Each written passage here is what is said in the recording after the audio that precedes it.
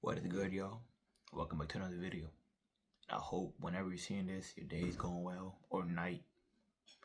Whenever you're seeing this, hope it's going well, and I hope it goes even better. Let me fix this. So today, video fun to be the same thing as the other video that I'm gonna post or whatever comes first. It's about the book of Matthew, chapter 13, verse 19 to 23.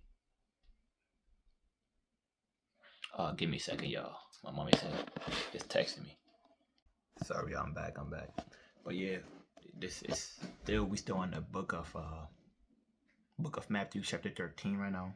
It's a recap. I reread this back on the 19th, November 19th, so last month. And we're gonna be talking about verse 19 to 23. Sorry, y'all. I'm reading something real quick. I'm reading the notes I wrote down for the verse real quick. Okay, yeah. So yeah, verse 19 to 23. But I'm gonna break it down and stuff like that. So verses is I'm on the book of Matthew, chapter 13, verse 19. I read the version I read is oops. What did I do? NLT. So I'm gonna read verse 19. The book of Matthew 13, verse 19. The seed that fell on the footpath represents those who hear the message about the kingdom and don't understand it. Then the evil one comes and snatches away the seed that was planted in their heart. That's the verse 19 right there. In a way, so I'm gonna explain what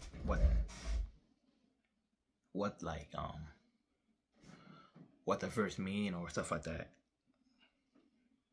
And I might actually put the verses up here in the corner. Hopefully I remember. I know I'm not gonna remember. Hopefully I do. If not, I'm sorry. You can read it yourself. But yeah, I'm gonna plant it. I said plant it. Put it up here. Put it somewhere in this video. So yeah, so that was verse 19. So in a way, I see that verse saying this. I'm gonna read off my notes, by the way. Where am I? So in a way, I see that verse like that verse is like the people that heard about Jesus Christ, but don't read His word, don't pray, don't go to church, don't put God in their life. In a way, that's how I see it as. So they heard about Christ. It's like I'm gonna use myself as an example. I heard about Christ, but I don't pray. I heard that for me to get saved, I need to live for Him, have Him in my life. You know what I mean? Pray and everything, but I heard about Christ, but I don't pray. I don't go to church. I don't read His word. I don't fast. I do none of that. I heard of Him, but I'll do none of it. So that's how I see that verse. That's how I see verse 19 as, in a way, explaining it that way. So I explain it in my own words, you know what I mean? So I heard about Christ, but I don't do none of it. That's all I do. I heard about Christ, that's it. But I don't pray. I don't try to, stop sinning or stop, don't get me to my sins, stuff like that. I don't go to church. I don't fast. You know what I mean? All I did was hear about Christ, but that's it. I don't really care about, do anything else. So that's how I see it as. The people that heard about Christ, but don't go to church, don't pray, don't fast, don't read His word. Now we are going to enter verse 20 to 21.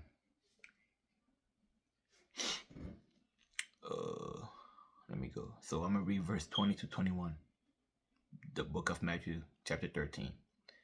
The seed on the rocky soil represents those who hear the message and immediately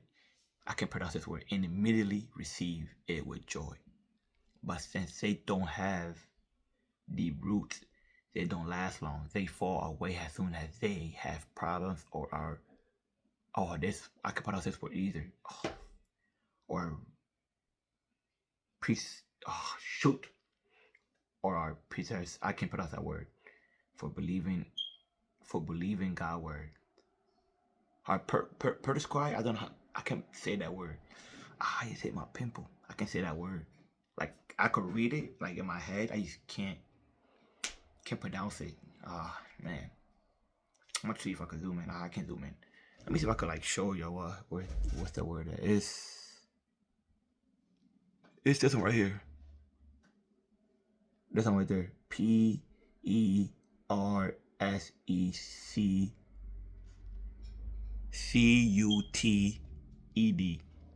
That word right here.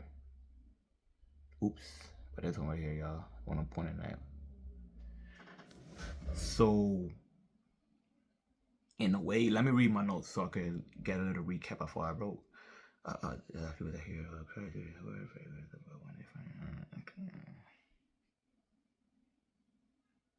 okay. So verse 20 to 21. I see that verse. This is from my own notes of how I seen the word and how I took the word when I read the verse. This is like, I see it as like the people that hear about Jesus Christ, read his word, they pray, they go to church. But when their family, friends, or strangers call them names for following Christ or make fun of them, they easily back away from Christ and let those people and let those strangers' word, their family, friends, or strangers' word get to them. It also people that get distracted easily by the worldly things. That's how I see it as. But I see it as the first part, not the also get people like also people that get distracted easily by the worldly things. So in a way, like, let's use myself as an example. I heard about Christ. So I heard about Christ. So I'm reading this word. I'm going to church and I'm praying. I'm trying to live for Christ. But then my mom, my dad, my brothers, my close friends, they all make fun of me. Oh, or strangers too. You know, strangers out in the world. Oh, you follow Christ, oh, this and that. Oh, you think you're a Christian, oh, you.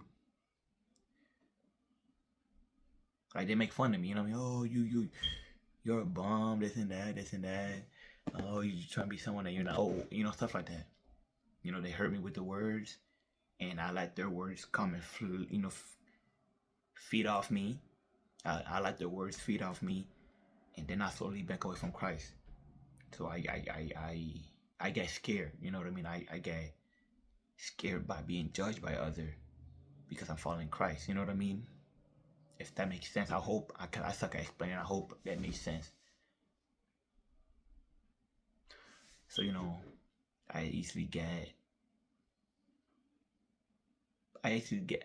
get knocked down, and I won't get up. So basically, that's what I mean. Like, my friends started making fun of me because I follow Christ. I stopped following Christ because I don't want to get made fun of by following Christ. You know what I mean? I want to be a part of what they're part of. You know what I mean? I want to be seen as one of the quote unquote cool kid, if that makes sense. So that's how I took it as that verse, and that was verse 20 to 21. 20 to 21. Now we are going on verse 22, and I'm gonna read it. The book of Matthew, chapter 13, 22. The seed that fell amongst the thorn represents those who hear God's word, but all too quickly the message is crowded out by the worries of their life and the lure LUER, lure of wealth. So no fruit is productive, or no fruit is produced. So let me read my notes real quick. That was verse 22, by the way. And if I suck at reading, because my first language is not English, I'm Puerto Rican. So sometimes I will pronounce words in a way that it's not supposed to be pronounced. Like it will sound weird the way I say stuff, like the way I say certain words. So if you really understand what I'm saying, or it's hard for me, or it's hard for you to understand what I'm saying or reading from the Bible, please, get yourself the Bible. Get yourself the Bible app, because you know what I mean. Once you get the Bible app, it's anywhere. I know you'll be on your phone, so get it. Everybody be on the phone. I be on my phone every day, so get it. You know what I mean. you should read it yourself then. If you understand, you should read it yourself, and you could pause the video and read it yourself. You know what I mean? And I also speak fast. I'm trying to work on that too slowly, but that's how it is. So I'm gonna read what I wrote for that verse 22. That verse. I'm gonna read what I just wait. Verse I like the people that hear Lord Jesus Christ. So that verse I see as people that hear about Jesus Christ, read His word, pray, go to church, give to homeless and stuff like that, but they let their life problem get in the way of their path with Christ. So basically, I'm using myself as an example again. I'm following Christ. I'm praying every day. I'm going to church every Sunday. I'm reading His word every day. But I let the stuff that's going around my life knock me from that path. So basically, I'm broke. You know what I'm saying? I'm broke and I'm working my butt off. I don't like that.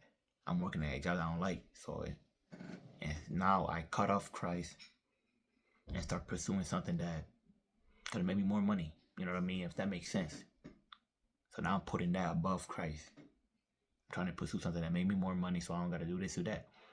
Or something like, if my life going bad, then I start pushing Christ away instead of pushing Him closer. I push Him away and I try to deal with everything by myself and tell Christ I'll be back. You know what I mean? Oh, Christ says, give me a second, give me a couple of days so I could get my life together. You know what I mean?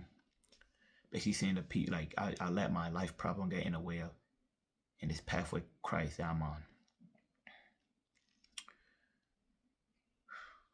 Yeah, that's the best way I could explain it, really. Now this is verse 23. I'm gonna read, y'all. Verse 23, the book of Matthew, chapter 13. The seed that fell on the good soil represents those who truly hear and understand God's word and produce a harvest of 30, 60, or even 100 times as much as had been planted. Oh, my stomach hurt. I'm just hungry. So that was verse 23, y'all. I'm gonna read what I wrote real quick.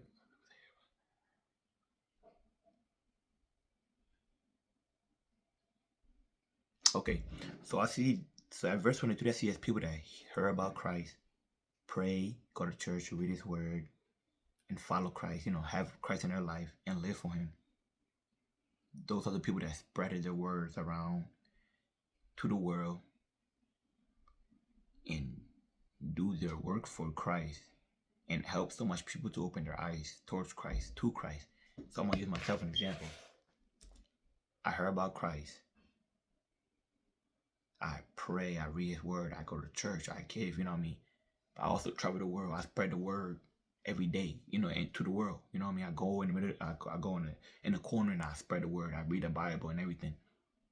You know what I mean? I work for Christ, so I will try to do everything in my power. I will try to work, like basically I will work for His will. Basically, I will try to do everything I can just to work, do His will, or do His work, if that makes sense. And I will also help people to open their eyes to Christ, toward Christ, and I will give them that little push that they need toward that path, you know what I mean? So they could be on that path. So give them that little push. So that's what that verse means. That's verse 23. That's what it means, really. So honestly, that's it. That's really it. That's what the verse means. And those verse 19 to 23, those verse really like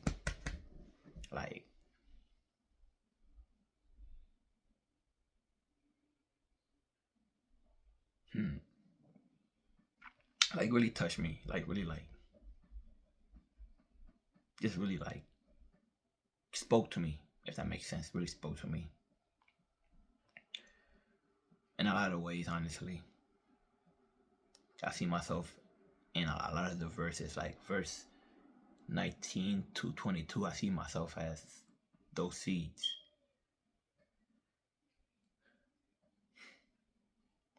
But I said that's it, y'all. I said that's really it, right? Let me see if there's anything else I gotta say.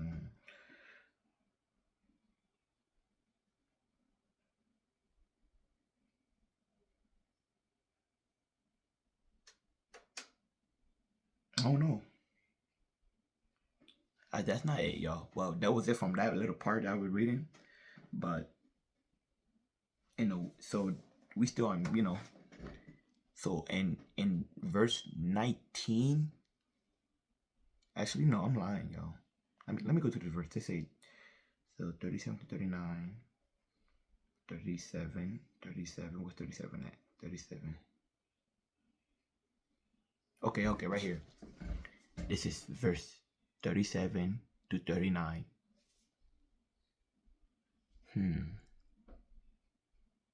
Actually, I might end this video right now and just make a whole different video for this. Yeah, I'm gonna definitely make a whole different video. Maybe. Should I? Should I make a different video? Nah, definitely not. I'm gonna make it all in one right here. So this is verse 37 to 39 chapter. We saw in the book of Matthew chapter 13. And Jesus replied, "The Son of Man is the farmer who planted the good seed. The field is the world, and the good seed represents the people of the kingdom. The weeds are the people who belong to the evil one. The enemy who planted the weeds among the weeds is the devil. The harvest is the end of the world, and the harvesters are the angel." You heard that. So in a way, I'm gonna break it down because I wrote notes. Verse 37 to 39. The farmer is Jesus Christ. Jesus Christ is the farmer. The field is the world. This whole entire world, the earth. The good seeds are the people of the kingdom, the people that really live for Christ. Not only the people that are in heaven, but people that live for Christ in this world, that pray, go to church, read His word, and strive to live for Him. Strive to live for Him. Live, and have Christ in their life. The weeds are the people who live in sins, are people that give in into sins, and have sex with anybody, get drunk, curse, just give in into sin and live in sin. Those are the weeds. The enemies are the one who planted the sins into the heart. So I see it as like they're the one that planted the weeds. The weeds. They're the one that planted they're the one that started letting the weeds grow and attach you to good seeds. And some of the good seeds got taken by the weeds, and they gave in to them sins. So I see that as the enemy. And the harvesters are the angels. You know what I mean? Are the angels that comes and collect the good seeds, the people, the children of God, the people of God. You know what I mean? This is gonna be a long video, actually, y'all. So, cause I'm gonna. Ooh, this is.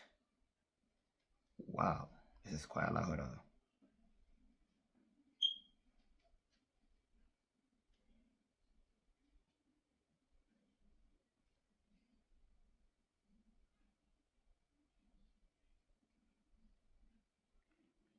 Yeah, it's gonna be a lot, y'all. So it's gonna be a long video. So that part was just a little quick explanation explain.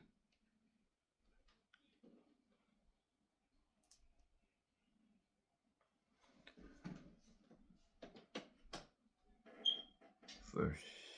So I'm about to read right now, verse 40 to 43. Ooh, yeah, verse 40 to 43. We still in the book of Matthew chapter 13. And they say this, verse 40 to 43. Just as the weeds are certain out and burn in a fire, so it will be at the end of the world. The Son of Man will send His angel, and they will remove from His kingdom everything that causes sins and all who do evil. And the angel will throw them into the fiery furnace. where there will be weeping and gnashing of teeth. Oof. Then the righteous will shine like the sun in their Father's kingdom. Anyone with ears to hear should listen and understand. That was verse 40 to 43. So when verse 40 explain has just has to see the turning out and burn in fire. So verse 40 say it basically say like the end of the world is when Jesus do his second coming. You know what I mean? His second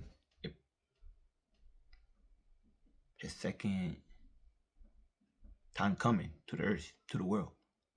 That's coming to the end of the world, because that's when he's gonna collect like the people, like the good seeds, aka the people that was living for him and try to for him every day.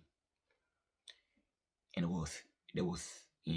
he will separate the angel will separate the weeds, the bad people, like the people that sins and live for the world, and will put them in hell. That's what basically saying. The fiery furnace is hell.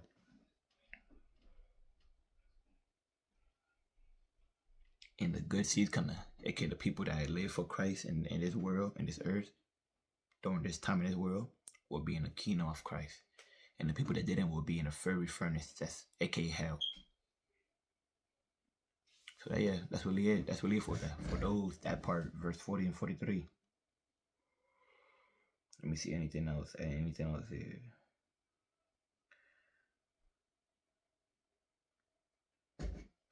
So before I move on, that's really why I explain about the angel being a harvest, the farmer being Jesus Christ. You know, the people that keep being the good seeds, the people who live in sin for this world are the weeds, you know, the bad seeds, the words, the field, you know, stuff like that. The fiery furnace is hell. So all the weeds were, you know, it's like a farmer will separate the good seed and the weeds. The farmer will put the weed in the fiery furnace and will keep the good seed, you know what I mean? And will take care of the good seed. That's how it is. So Jesus Christ, you know, will take, or like the angel would take like the good seeds, aka the good, you know, people that live for Christ, and will separate them from the weeds, you know, the people that live for this world, and will throw the people that live in this world for this world in hell, and will take the people that will live for Christ in this world, you know, in heaven, to heaven, the kingdom of Christ.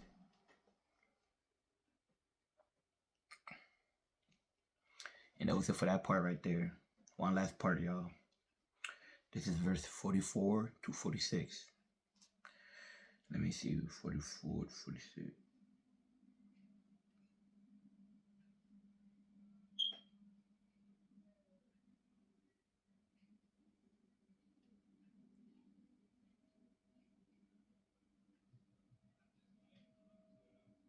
Okay, I'm going to read verse 44 to 46.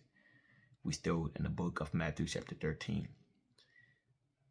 I'm going to read it now, y'all. 44 to 46. The kingdom of heaven is like a treasure that a man discovered hidden in a field. In his excitement, he hid it again and sold everything he owned to get enough money to buy the field. Again, the kingdom of heaven is like a merchant on the lookout for choice pearls. When he discovered a pearl of great value, he sold everything he owned and bought it. So basically saying that those verse right there, that three verse 44 to 46 is saying like, once you see what God could do in your life and what God would do in your life, once you put him first and put him in your life, you will leave everything in this world. You will give everything of this world for Christ. You will give up everything of this world for Christ. Like, that's basically what it's trying to say. Like, once you get the slight love of Christ, like you the slightest thing that Christ could do for you, if you really put him in your life, you will leave this whole world behind. You will leave your old life behind, and will start a new one for Christ, with Christ. That's basically what I mean. Yeah, that's what I mean. Hopefully I explained it good and great example. But that's how it is. That's how I see it as. I said it's really it, y'all. This video is ready, what, like 24? I've been recording for 24 minutes. I said that's it, y'all, honestly. Yeah, I said that's it.